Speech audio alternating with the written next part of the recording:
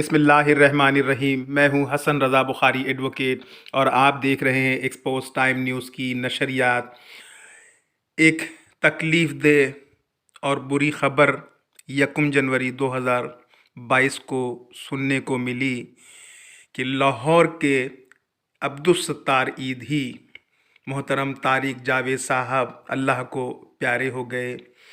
یہ خبر نہ صرف میرے لیے بلکہ ان کے ہر چاہنے والے اور مداح کے لیے انتہائی دکھ کا باعث بنی، اور اس تکلیف اور دکھ کی گھڑی میں مجھ سے ایکسپوز ٹائم نیوز کی مزید نشریات جاری نہیں رکھ سکا۔ چونکہ ان سے میری کبھی ملاقات نہیں ہوئی تھی، وہ میرے فیس بک فرینڈ تھے، میرے بڑوں کی جگہ تھے، میرے محترم تھے۔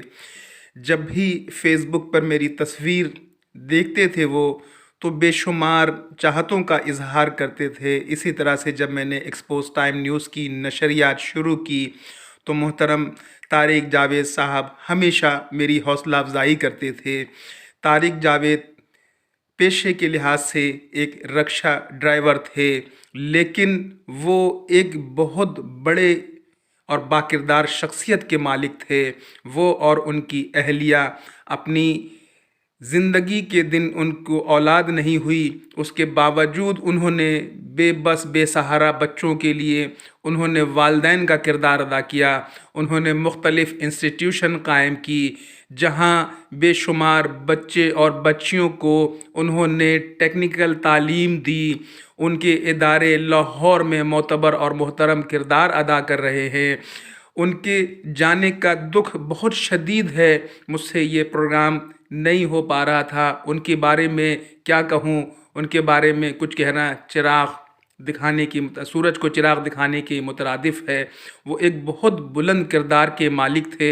ان کے جانے کا مجھے بہت دکھ ہے، بہت افسوس ہے۔ میری دلی دعا ہے کہ اللہ تعالیٰ ان کو غریق رحمت کرے، ان کے کبیرہ صغیرہ گناہوں کو معاف کرے، ان کے درجات کو بلند کرے۔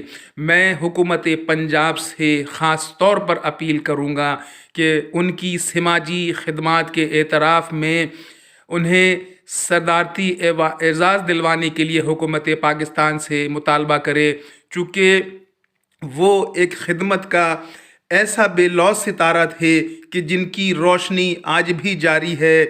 اور میں ان کے بارے میں کیا کہوں، ان کے بے شمار مداح جو ان کے فیس بک فرینڈ بھی تھے، انہوں نے ان کی زندگی میں بھی ان کی خدمات کا اعتراف کیا ہے، اور میں خود ان کی سماجی خدمات کا معترف ہوں۔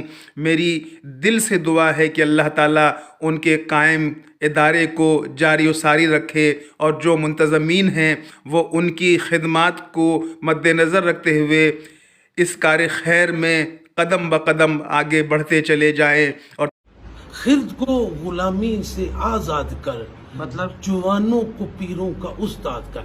جب ہم کیا کرتے ہیں، ہم نے ساری دنیا کو غلام بنایا ہوا ہے، بچوں کو خاص کر ہم نے غلام بنایا ہوا ہے۔ جب تک ہم، علامہ اقبال کا یہ شعر ہے، انہوں نے بولا تھا کہ جب تک ہم ان کو غلامی سے باہر نہیں نکالیں گے ہم ان کو بڑے لوگ نہیں بنا سکتے۔ مشکل ہو رہا تھا تو پھر ہم لوگوں نے ایک پلان کیا کہ کیوں نہ ایک ادارہ جو ہے باہر لکھ کے لگایا کہ سلائی فری سیکھیں، تو دیکھتے دیکھتے پورا جو گھر تھا وہ بھر گیا۔